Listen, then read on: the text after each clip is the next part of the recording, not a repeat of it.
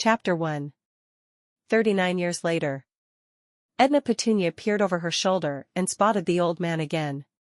She didn't know who he was, but he'd been following her since she'd come to town the week before. He had a long white beard and wore old faded brown pants with suspenders and a dirty white shirt. Why he was following her all over Nowhere, Texas, she didn't know, but she needed to find out. She sped up her walk, hurrying around the corner of the Mercantile, and flattening herself against it. Her breath was erratic. At her age, she shouldn't be half running around town, but she also shouldn't have a man following her everywhere and nowhere. She'd set him on his ear, and then she could get back to walking where she needed to go like an old woman should. He turned the corner, not noticing her, but his eyes were scanning the street. Why, he was looking for her. What is that old coot up to? Looking for someone? She asked. Edna had never been one to hide from her troubles. No, she took the bull by the horns. The man all but jumped out of his skin and headed out of town. Edna Petunia ran after him. He wasn't going to get away before she found out what his problem was and why in tarnation he was following her. He was obviously a lunatic. It wasn't long before she realized her mistake. She'd slowed down more than she would have liked in the last couple of years, and she couldn't keep running. Slow down, old man, she insisted. He glanced over his shoulder, slowing down a smidge, but not stopping. He seemed to want her to follow him. Edna followed him until they were out of town, and then she tried one more time. Turn around and talk to me like a man. He stopped and turned around. Why are you following me? He asked her, his blue eyes sparkling with humor. Edna blinked a few times, wondering if the man had lost his ever-loving mind. Why am I following you? Because I want to know why every time I turn around, you're behind me. You've been following me, you crazy old codger. He stood and stared at her for a moment. No, I haven't, he finally said, but his voice was weak, as if he knew he didn't have a leg to stand on. You have been. If you're looking to rob me, I have no money. I like and work with the new doctor in town, but we're not related. Edna Petunia crossed her arms under her chest, her peppermint sticks poking out of her cleavage as a result. The old man caught sight of the peppermint sticks and gaped. Are those peppermint sticks? Edna Petunia did something then she hadn't done in 40 years. She blushed. Stop looking at my peppermint sticks, you old coot. How dare he? What is your problem? Have you never seen a woman before? Edna turned around and bent over, lifting her skirt up in the process. There, now you've seen my Petunia. What do you think of that? The action was a bit crazed, even for her, but he was making her crazy. The man just gaped at her, a look of astonishment entering the bluest eyes she'd ever seen. What's your name, old man? I'm Edna Petunia Blue. Edna felt contrite over the way she'd shocked the poor man. Sometimes things that seemed like a good idea at the time came back to bite her in a portion of her anatomy she'd just shown him, since she'd stopped wearing drawers 20 years before when she realized she liked to feel freer under her dresses. The man swallowed hard, his Adam's apple bobbing. Cletus Sanders, Mrs. Blue, ma'am. Oh, it's not Mrs., I'm just plain old Miss Edna Petunia Blue, from Seattle. Cletus looked as if he wasn't certain exactly what to say. Finally he found his voice. It's nice to meet you, Miss Blue from Seattle. Call me Edna Petunia. Everyone else does. I'll call you Cletus. Edna Petunia wasn't about to stand on propriety. She didn't get to be a woman in her 70s by following all the rules. She dug into her pocket for her cough tonic and took a swig, offering the flask to Cletus. Thirsty? A slow grin transformed Cletus's face. He took the flask and downed a huge gulp. Is that how you stay so beautiful? By drinking whiskey? Edna gaped at him. Beautiful? I'm a wrinkled old woman, you old coot. You need to get your eyes checked. I work for a wonderful young doctor. She could help you out. She'd never seen Iris cure blindness, but she had absolute faith the young lady could do just about anything. Cletus shook his head. My eyes are fine. I just think you're the most beautiful woman I've ever met. Wanna get hitched? Edna glanced over her shoulder when she heard a wagon coming close. Dr. Iris Sullivan, her employer, was seated beside a cowboy she'd never seen before. Edna was glad Iris hadn't come by a few minutes earlier. She would definitely not have approved of Edna showing her private parts to this stranger. That's my boss. Edna Petunia. We have a patient with a broken arm. They'd only had a couple of patients since they'd arrived in nowhere, and both had been expectant mothers. Edna ran for the wagon as fast as she could. You may have seen my Petunia, but you're not going to see my peppermint sticks, she called back over her shoulder to Cletus. She climbed into the wagon beside Iris, her mind going a mile a minute. Cletus Sanders had been following her around town. Now why would he do that? And how could she get him to keep doing it? After Iris set the little girl's broken arm, the girl's father, Mr. Harvey, gave Iris and Edna Petunia a ride back to town. Edna had a lovely time with the girl's younger sisters while Iris worked on her arm. She had taught the girls to make coronets out of flowers in the field. It was nice to be in Texas. Early March was much too soon for flowers in Seattle, but they were blooming everywhere in Texas. Edna didn't listen to much that was being said on the way back, because she had a feeling the two young people wanted their privacy. Mr. Harvey was a widower, and he would be a perfect husband for Iris. She'd let them both know she felt that way on the way out to the Harvey ranch, but now she was lost in her own thoughts. Why, she had a man who was interested in courting her for the first time in ages. How could she concentrate on anything else? She spotted Cletus lurking beside the mercantile, which was just a few shops down from the doctor's office as they climbed from the wagon. She gave him a little wave before following Iris into the office. Had he really asked her to marry him or had she imagined it? Edna took her turn cooking supper that evening, and just as she was putting it on the table, she spotted Cletus out the window. Was he standing there waiting for her to come out, or did he have nowhere to go? She had no idea, but she'd go find out as soon as supper was done. She wasn't one to shirk chores, but she'd cooked supper. Iris could deal with the dishes. As soon as supper was over, Edna Petunia jumped to her feet. I think I'll go for a walk. It's too nice a night to stay in. She hurried out the door before Iris had a chance to respond. Rushing across the street, she found him lurking beside the livery. Why don't you go home? She asked, looking at him curiously. I don't want to be anywhere that you aren't, Edna Petunia. That's a beautiful name, by the way. He leaned close, and she could smell the whiskey on his breath. She wondered if it was from earlier, or if he'd had another nip since. I liked seeing your Petunia earlier, he whispered against her ear. Edna grinned up at him. You did? No one had seen her Petunia since poor Harry died. She closed her eyes and refused to think about him. She'd been faithful to him for almost 40 years. Surely he wouldn't need her to keep that going. Let's go for a walk, old man. Cletus held his arm out to her, and she took it. He was strong under the flannel shirt he wore. It was nice touching a man again, even if he was an old coot. So you just up and left Seattle with the little lady doctor? I did. I worked for her older sister for a while, but she was just keeping me on to be nice. I like to feel needed. Edna walked with him on the road she'd followed him down earlier, toward the edge of town. I retired from hat making about 7 years ago. I've been with the Sullivan family ever since. I even added a middle name so I'd fit in with them better. Petunia, you mean?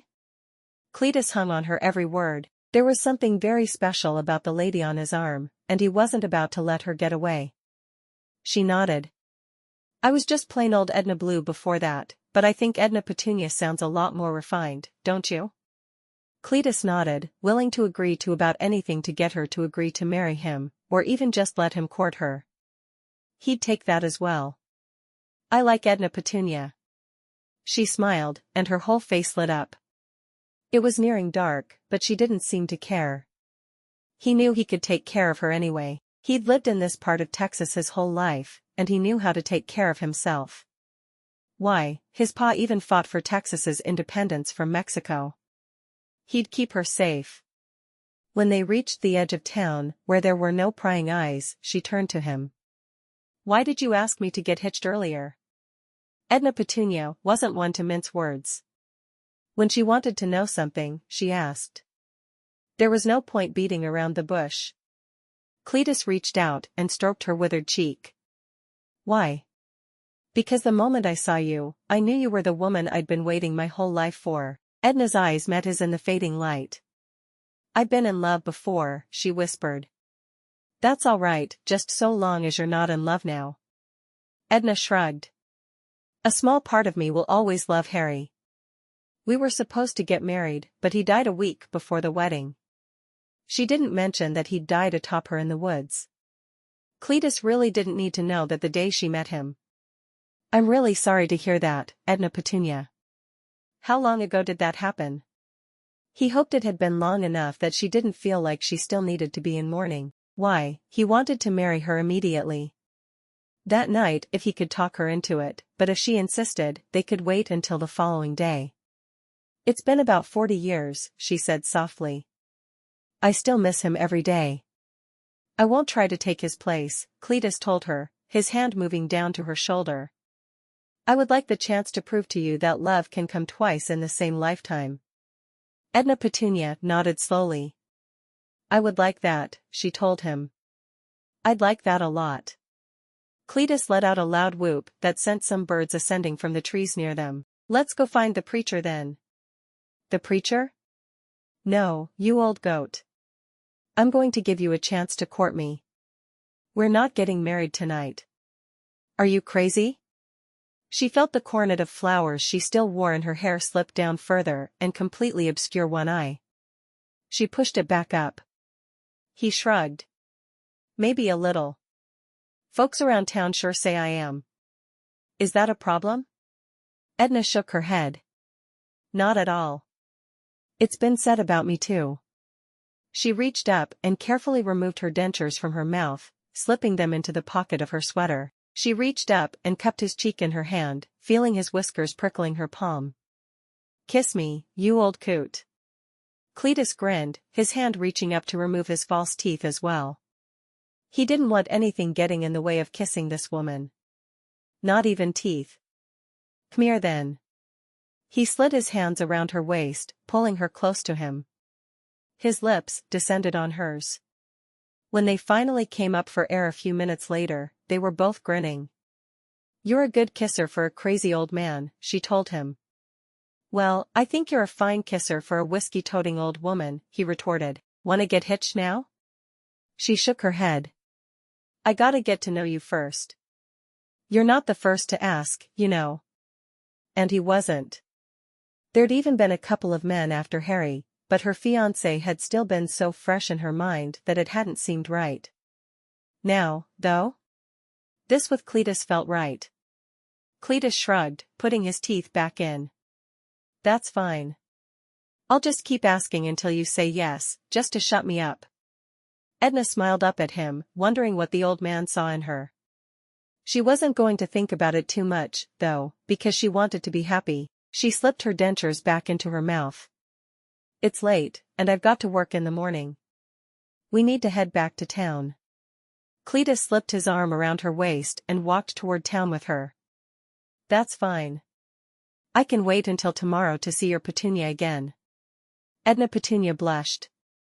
"You're not seeing my peppermint sticks until our wedding night." "Tomorrow night then?" He grinned as they walked. "I like the flowers in your hair, Edna Petunia. Will you wear flowers in your hair when we get married?" "Only if you can find me some petunias. In the Sullivan family, it's a tradition to wear the flower you're named after in your hair." "But you're not a Sullivan," he said, a bit confused. She shrugged. "Might as well be. I'm so close to the Sullivans that if someone wrote a book about all the sisters, they'd have to write one for me as well. If someone writes your book, it better be a love story, and I'd better be the hero." Edna shook her head. She could easily fall in love with the old codger, but she wasn't going to rush anything. Her last name wasn't Sullivan after all. Chapter 2. On Sunday morning, Iris tried to talk Edna Petunia into leaving her flask at home during church, but Edna was having no part of it. She couldn't figure out why Iris was so dead set against her drinking anyway. She was 70-some-odd years old. She didn't admit her real age even to herself. If she was going to die from liquor, wouldn't it have happened long before? Why, she was healthy as a horse, and she was certain the reason was the regular nips she took from her flask.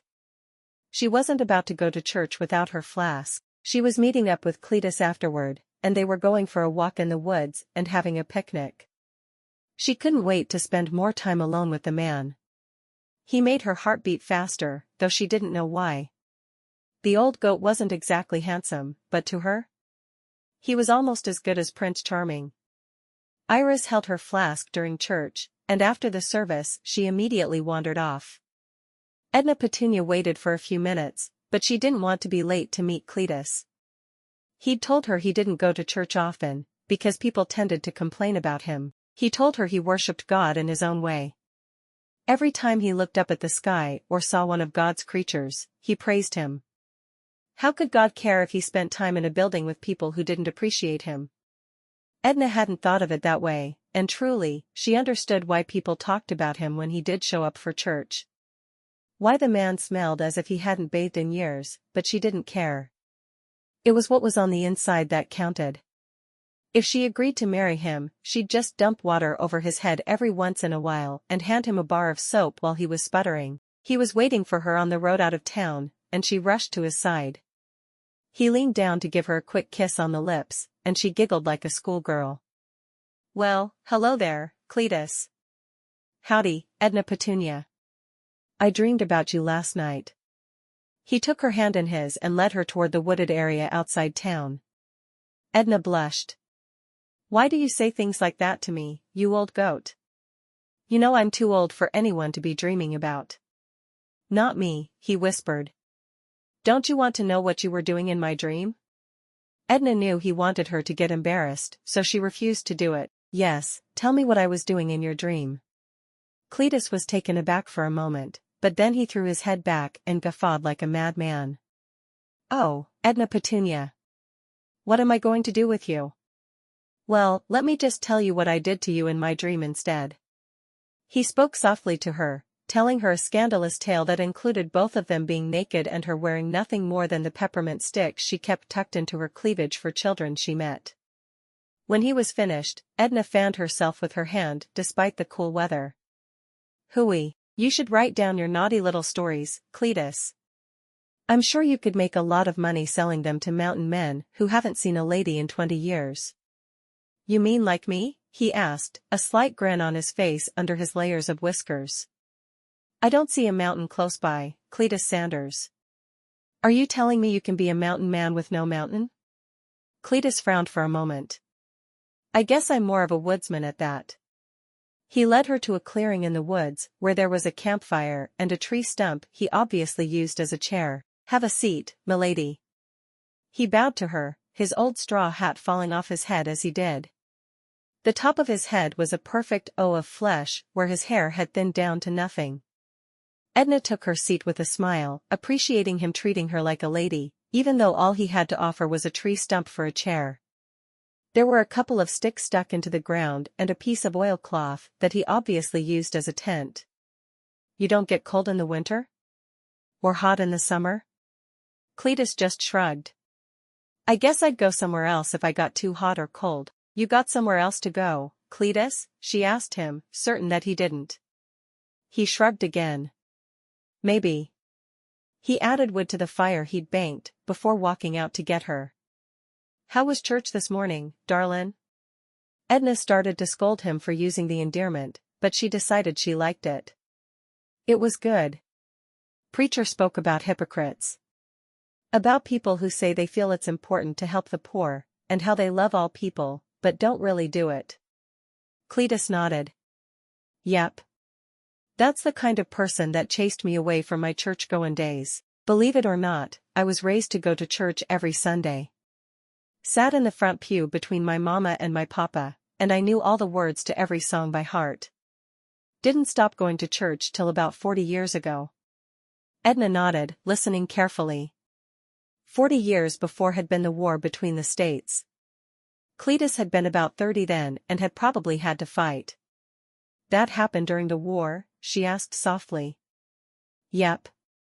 I knew we thought God was on our side, and the North? Well, they thought God was on their side. Judging by the number of people who died, well, I'd say God wasn't any part of that evil war. He spit on the ground beside him. I actually saw a son kill his father in the name of war.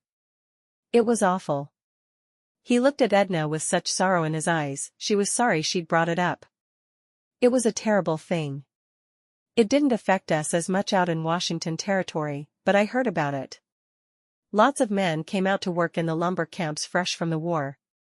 Edna shook her head. So what kind of work did you do before the war? Harry had been a sniper during the war, and the stories he'd told her had helped turn her hair gray. Cletus laughed. You wouldn't believe me even if I told you. Edna frowned at him.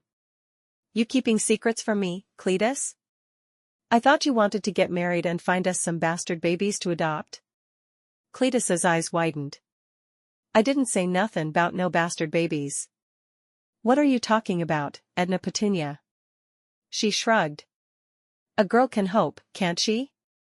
We're too old for babies, woman. Now a bastard teenager might work. Edna thought about that for a moment. Well, I guess it doesn't matter too much how old they are as long as we get a bastard or 6. Maybe 20. I do love me some bastard children. Cletus didn't respond as he poured the stew he'd made from the pot over the fire into 2 bowls. He gave her a spoon. I only got 1 spoon. You take it. Edna accepted it gracefully. Stew smells good. Where'd you learn to cook? Cletus shrugged. I've lived alone since 1855. I guess I figured it out somewhere along the way. He sat on an old quilt that was falling apart on the ground facing her. Edna took a bite of her stew and smiled. You're a good cook. You should have ladies over more often.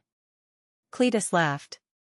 Ladies are just pounding down my door to get me to cook for them. He used 3 fingers to scoop the food out of the bowl, making his own spoon. Edna watched him for a moment, wanting to say something about his manners, but she found she couldn't. He'd been very mannerly, to give her his only spoon. Who was she to complain? After lunch, he licked every finger clean before patting the spot on the quilt beside him. I sure am lonely down here by myself, Edna Petunia. Edna looked at the spot beside him and got to her feet, slowly sinking down next to him. You'd better be ready to help me up. My old bones don't do so well on the ground these days. I would be happy to help you. He put his hand on her knee and smiled at her, his blue eyes twinkling. You are a fine figure of a woman, Edna Petunia. Edna shook her head at him. You're an old goat who's as blind as a bat, Cletus. I like you anyway. Cletus scooted a bit closer to Edna on the quilt. How much do you like me? He kissed her cheek softly. Edna nudged him with her shoulder. What do you think you're doing, you old coot? I just want to kiss my lady. He gave a half laugh. You know, even when I was a young buck, I never had a girl that I thought of as mine. I took one look at you, and I knew there was a reason for that. I've been waiting for you all my life, Edna Petunia Blue. Edna Petunia ignored half of what he said and concentrated on the fact that he wanted to kiss her. You know I don't like anyone to kiss me till I've taken my teeth out, Cletus. She reached up and popped her teeth out, putting them in her lap. She gave him a toothless grin. There, all ready to be kissed. Cletus followed suit, dropping his teeth onto the blanket beside him. All ready to do some kissin' myself. When Cletus's hand found her breast, she reached down and moved it back to her side. He pulled back for a moment. You don't like me touching you there? Edna sighed. It's not that. I like it a lot. I just thought, well, I don't think you should touch me that way before we're married. Cletus's eyes lit up. Does that mean you're accepting my proposal? Really? Edna Petunia shook her head slowly. Maybe. I'm not sure yet. I'll give you an answer tomorrow, he groaned. So until tomorrow, all I get to do is kiss you? I want to touch you, Edna Petunia. I want to touch you everywhere.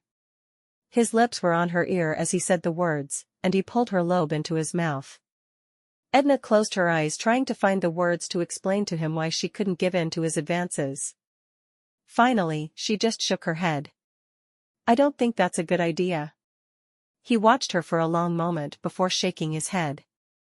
All right, sweetheart. I can wait. A little while longer. But if you agree to marry me, can we have the wedding tomorrow? I need time to at least make myself a new hat to get married in, Cletus. I told you I used to be a hat maker, right? Well, the hat I have in mind will make me look better than you can even imagine.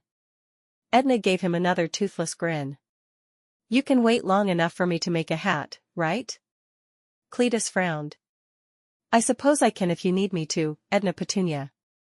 I don't want to wait long though. I've waited 69 long years to find the woman of my dreams. How can I possibly wait? Edna frowned when Cletus mentioned his age. She'd never imagined she would be an older woman marrying a younger man. Why, 69 was younger than she was. How many years younger wasn't acceptable to admit, even to herself. If I say yes, we won't wait terribly long. There will be no 6-month engagement. We're too old to waste time lollygagging. Cletus looked at Edna Petunia, his blue eyes wide and pleading. Please say yes, Edna Petunia. I'll wait for the lovin' if I've got to, but I need you to be my bride. Edna sighed, looking around her at the forest floor. He obviously lived there. She'd never had a lot of money, and had grown up in a cabin with a leaky roof, but there had been a roof. She wasn't certain she could live outside the way he did. Would you build me a house? It doesn't have to be a big one, but I don't think I can stand living outside the way you do. Cletus nodded slowly. I can provide a house for you. Edna put her hand on his arm, trying to make it clear that she didn't need a lot, but she did need something. A small one-room cabin would be more than enough for me. I have a feeling I'm going to want to be cozy with you anyway. Cletus leaned over, touching his lips to her neck. That's what I want to hear. Edna giggled softly and pushed him away. Stop acting like a randy old goat. We need to get to know each other better before we start in on all that again. Cletus sighed, putting his teeth back in. Well, tell me about where you grew up then. My parents decided to make the journey west back in the 30s. I was just a girl, of course. We took a wagon train along the Oregon Trail. I remember skipping along beside the wagon as we drove. Mama wanted a whole passel of babies, but she only ever got me, so she was really watchful over me. I have an older brother from Papa's wild oat sowin' days. He's a bastard. Maybe that's why I love bastards so much. Of course, he's worked so hard to be respectable, but that's beside the point. Some days Mama and I would walk together beside our covered wagon. I swear I must have walked at least 1,000 miles. We started out in Massachusetts, but I don't have a lot of memories of living back east. Most of my memories begin on the trail. Some days it would be her turn to drive the wagon, and I'd sit beside her. She got a far-off look as she spoke of her mother. The journey was too hard on her, and she got sick toward the end. She died before Papa got the cabin built in the woods outside of a small town that would later become Seattle. There were only a few white men in the area at the time, so I kept house for Papa, and I taught myself at home.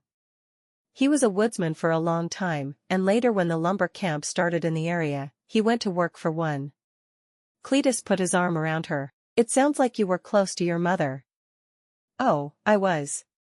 I still miss her something awful.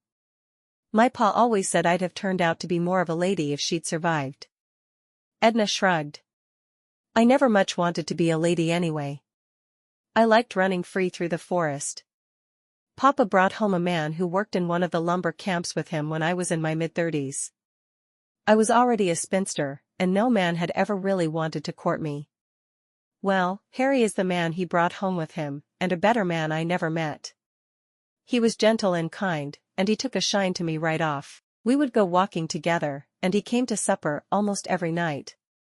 Harry was your fiancé? Cletus was paying close attention to her every word. He obviously cared what she had to say. Most men wrote her off as a crazy old woman and didn't really listen to her, so she was thankful to see that. Edna Petunia nodded. He was. We courted for just a couple of months when he asked my pa for my hand in marriage. Oh, I wanted to marry him so badly. Pa said he was fine with it, and we set a wedding date.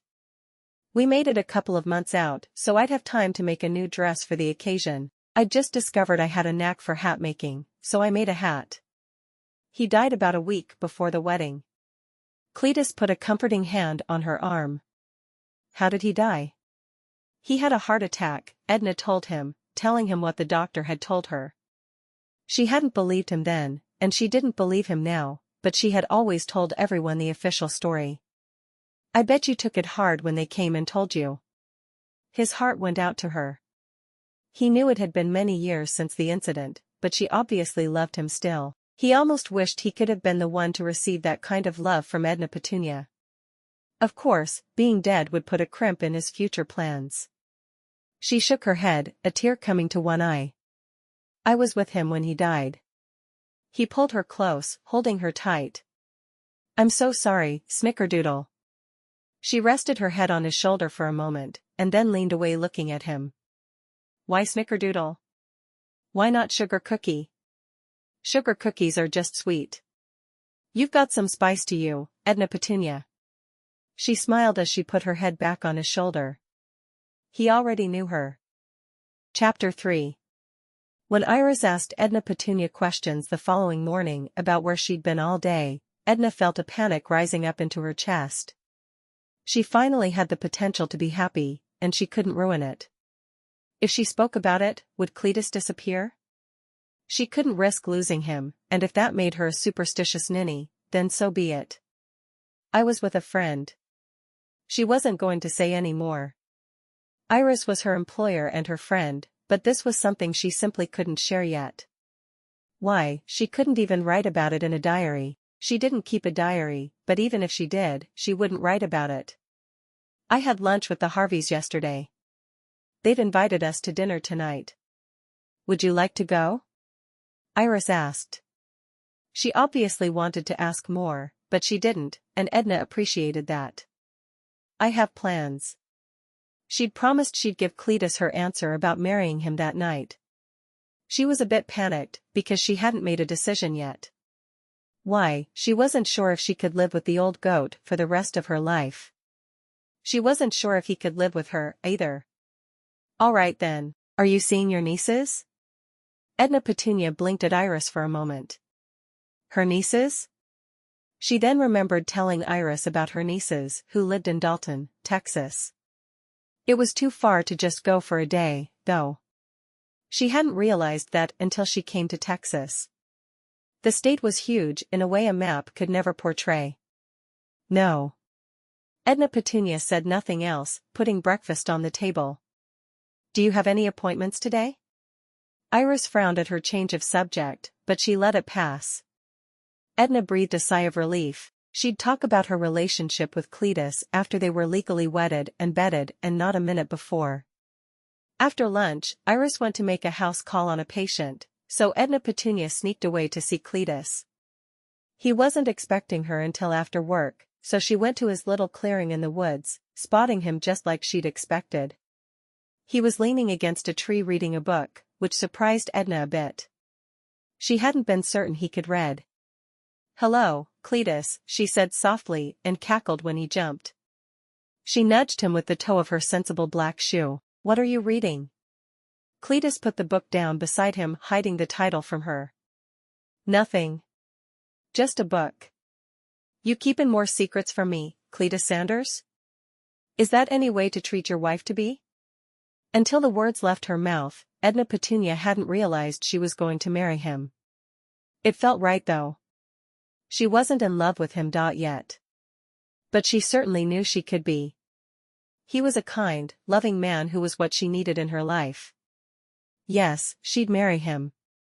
She just wished they could have children, but her childbearing years were well behind her. Cletus looked at her for a moment, understanding dawning on his face slowly. His face was transformed by a tremendous smile. Are you certain? It'll break my heart if you say yes now and change your mind later. Edna nodded, feeling lighter than she had in years. Maybe she'd be living in the woods with the crazy old coot, but she knew he would make her life so much better. Living alone for the rest of her years didn't appeal to her. Cletus was a good man, and not too terribly odd. Why, she was probably stranger than he was, and she could freely admit it. Cletus let out a whoop loud enough, she was certain it could be heard back in Seattle. She grinned even as she scolded him. "Stop making so much noise, you old coot." Cletus got to his feet, pulling her into his arms and kissing her forehead. "I'm going to make you the happiest woman alive, Edna Petunia Blue. You're not going to know what hit you. Are you going to start building me a house now, old man? I don't want to sleep under a tarp forever." She didn't want to sleep under a tarp at all, but for Cletus? She could handle it. "I got it covered," he told her, enfolding her in his arms and just holding her. "Hey, you're going to break my peppermint sticks," she protested half-heartedly. She didn't care if her peppermint sticks broke if she got to be held by him. "You keep talking about your peppermint sticks, Edna Petunia.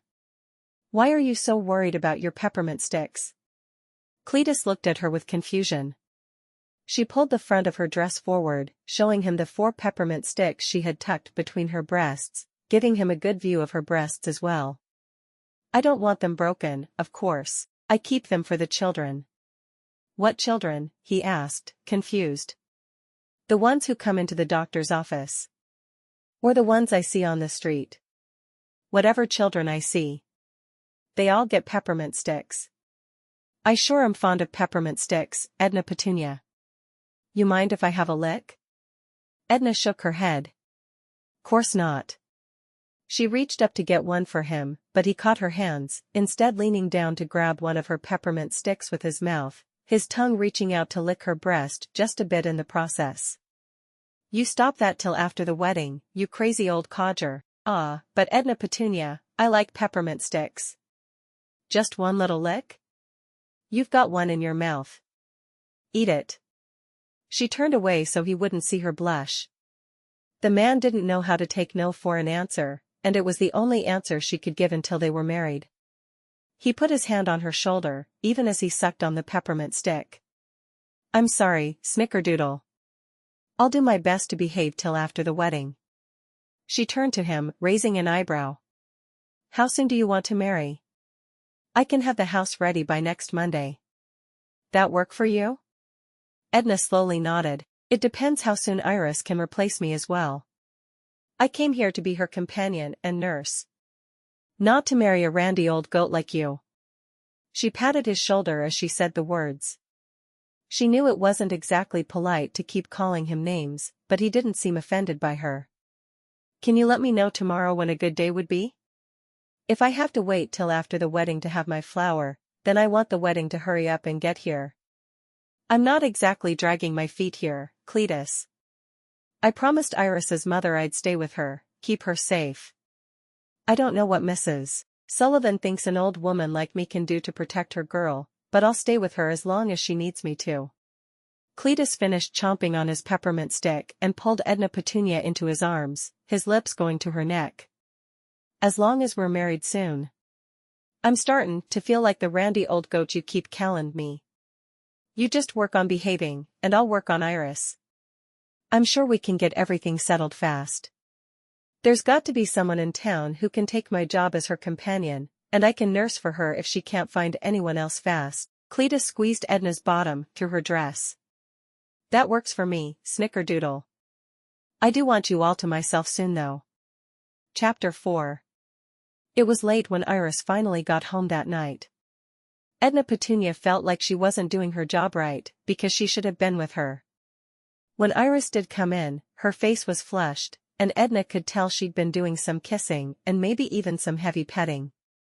She wanted to scold the girl, but she reminded herself that it was her fault for not going with her. She'd been invited after all. She was still feeling shell-shocked. She'd agreed to marry some old coot she'd only known a week. Why, it was something one of the young, flighty Sullivan girls would do. Edna was too mature for that kind of behavior.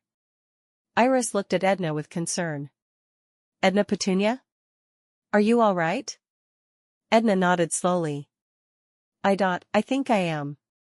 She brushed aside the tear trickling down her face as she looked at Iris. Why was she crying now when everything was settled? How soon do you think you can replace me? She saw no need to beat around the bush when she could ask the question straight out. Why prolong it? It was hard to ask and easier if she did it fast, like taking medicine. Well, medicine other than her cough tonic anyway. Her cough tonic kept her happy. Iris was obviously taken aback by the question. Are you unhappy with me? I thought this was working out well for both of us.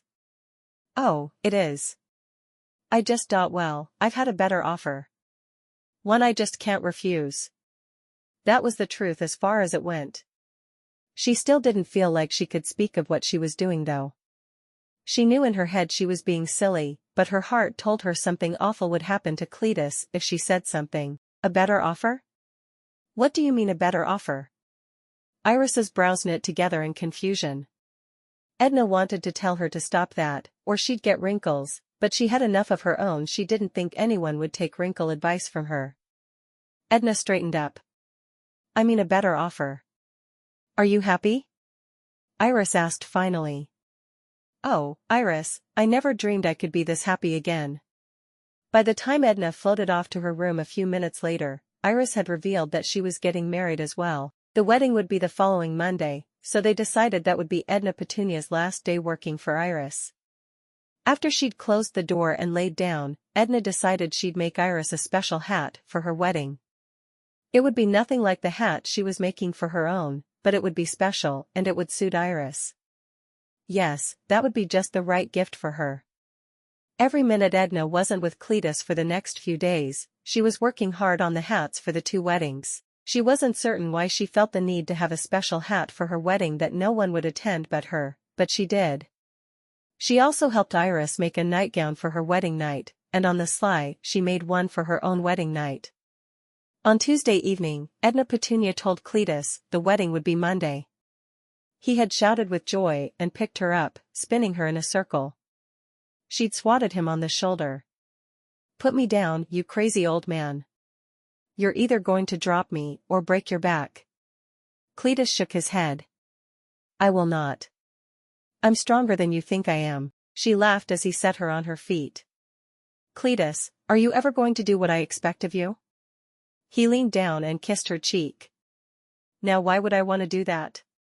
I may be old, but I'm not about to start being predictable. He took her to his special place in the woods, and they sat on the quilt he'd put out. She'd already had supper, so she pulled her flask from her pocket and took a sip. When she offered it to him, he took a swig. I do have my own supply, you know. Edna raised an eyebrow. Then why do you keep drinking mine? I know when we're married we'll share everything, but for right now, drink your own. She took the flask from him and took another sip. In fact, you owe me a sip now. She watched as he pulled the flask from his back pocket. He took a big gulp of it and offered her the bottle. I'll share anything with you, Edna Petunia. Edna took a drink of Cletus's whiskey before handing him her flask. Yours is better than mine. You keep mine. Cletus shrugged and took the offered bottle. Whatever you say, Edna Petunia. They spent a bit just watching the fire and sipping their whiskey, talking about their lives. Edna had a feeling Cletus was hiding something from her, but she couldn't imagine what. You ever kill anybody? Cletus's eyes widened. Not outside of war. Why would you ask me that? You worried I'll murder you in your sleep? Edna Petunia shrugged. No, I don't think you'd ever hurt me. She struggled to put her thoughts into words. I feel like you're hiding something from me, Cletus. He frowned. I would never hide something from you that really mattered. Give me a little while, and I'll tell you everything. I promise. Edna nodded. She did trust him, even though she'd only known him a short time. She felt as if they were soulmates, destined to be together. She thought about saying that, but it was too corny even for her. I'll trust you then. For some reason, she trusted him more, because he admitted he was hiding something. She rested her head against his shoulder, thrilled to be with him. She'd had the Sullivan family in her life, and they'd been wonderful for the past few years, but being the eccentric woman she was, she hadn't had a lot of friends over the years. She felt as if she was starved for human contact. Cletus slipped his arm around her, kissing the top of her head. She took her teeth out and offered him her lips. His tasted of whiskey, one of her favorite tastes in the whole world. He turned to her fully, wrapping both his arms around her and pulling her onto his lap. His hand strayed to her breast, and for once she didn't stop him. "I love you, Edna Petunia. I've never met a woman in my whole life who could hold a candle to you." She pulled back, looking into his eyes, and she realized she loved him too. She put her hand to his cheek and smiled. "I love you too, Cletus. Can't think of another reason I'd marry a randy old goat who lives in the woods. Can you?" Cletus's blue eyes darkened as he lowered his head again, kissing her more passionately. His hand stroked her breast while the other crept around to cup her bottom. "Oh, darlin'. You have no idea what you do to me." Edna didn't stop him, too carried away by the feelings he was stirring within her. She put both her arms around him, kissing him back with all the passion she'd kept bottled up for almost 40 years. Cletus let out a low groan and pushed Edna down onto her back on the quilt, moving atop her. As soon as Edna Petunia felt the length of Cletus's body along hers, she panicked. "No. Stop." She heaved him off her and looked at him, her eyes wild with panic. "I can't. Not yet."